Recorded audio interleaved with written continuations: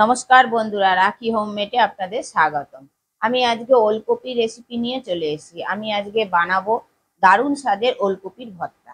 কেমন ভাবে বানাবো সেই ভিডিওটা আপনারা দেখতে থাকুন। ওলকপির ভর্তা বানানোর জন্য আমি এখানে দুখানা ওলকপি নিয়ে নিয়েছি।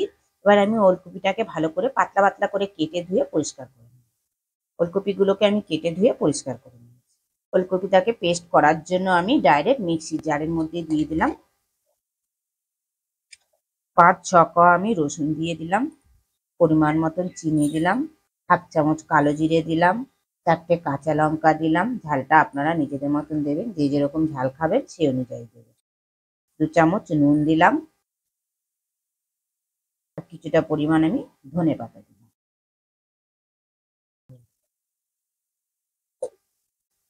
সবকিছু দিয়ে আমি একটা মিহি পেস্ট বানিয়ে নিলাম। তার গ্যাসটা জ্বালিয়ে দিয়ে একটা কড়া বসিয়ে দিলাম। কড়ার মধ্যে আমি পরিমাণ মতন সর্ষের তেল দিলাম। এবার পেস্টটাকে আমি ভেজে নেব। তেলটা গরম হয়ে গেছে, দিলাম 2টো শুকনো লঙ্কা। শুকনো লঙ্কাটাকে ভেজে নেব। 2টো শুকনো লঙ্কা ভেজে নিলাম। ভেজে নিয়ে আমি একটা শুকনো লঙ্কাকে উঠিয়ে নিলাম। এবার ফোড়নে দেবো 1/2 চামচ কালো জিরে। পেঁয়াজ কেটে রেখে দিয়েছিলাম, পেঁয়াজটা দিয়ে দিলাম। একটা মাঝারি সাইজের পেঁয়াজ। পেঁয়াজটা দিয়ে আমি ফোড়নটার সঙ্গে মিশিয়ে নিই। মিশিয়ে নিয়ে যতক্ষণ না পেঁয়াজের কালারটা চেঞ্জ হয় ততক্ষণের জন্য আমি ভেজে নিই। ফোড়নের সঙ্গে পেঁয়াজটাকে ভেজে নিলাম। পেঁয়াজের কালারটা চেঞ্জ হয়ে গেছে। এবার আমি যে পেস্টটা বানিয়ে রেখে দিয়েছিলাম ওলকপির, পেস্টটা দিয়ে দিলাম।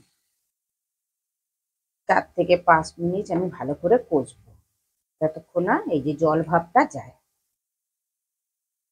ফুলকপিটা যতক্ষণে কষছি ততক্ষণে আপনারা বলে ফেলুন কে কোথা দিয়ে আমার ভিডিওটা দেখছেন, তবেই তো আপনাদের আমি ধন্যবাদ জানাতে পারবো। 4 থেকে 5 মিনিট কষে নিলাম। দেখুন বন্ধুরা, কষে নেওয়ার দরুন পুরো রসালো ভাবটা চলে গেছে আর কড়া থেকে উঠে আসছে। কড়া থেকে উঠে আসলে ভাববেন ভর্তাটা অলমোস্ট কমপ্লিট হয়ে গেছে। ভর্তাটা আমার অলমোস্ট কমপ্লিট। গ্যাসটা নিভিয়ে দিলাম।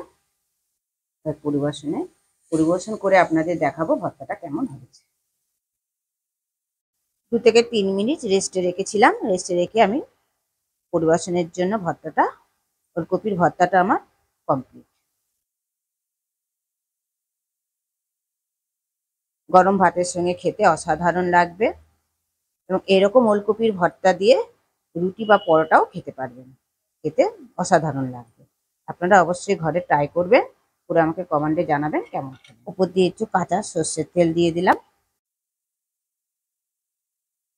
ভিডিওটা ভালো লেগে থাকলে কমেন্টে অবশ্যই জানাবেন, লাইক আর শেয়ার করে দেবেন। আর আমার চ্যানেলের কেউ যদি নতুন বন্ধু হয়ে থাকেন, চ্যানেলটিকে সাবস্ক্রাইব করে দেওয়ার অনুরোধ রইল। পাশে বেল আইকনটা প্রেস করে দেবেন নতুন নতুন ভিডিও দেখার।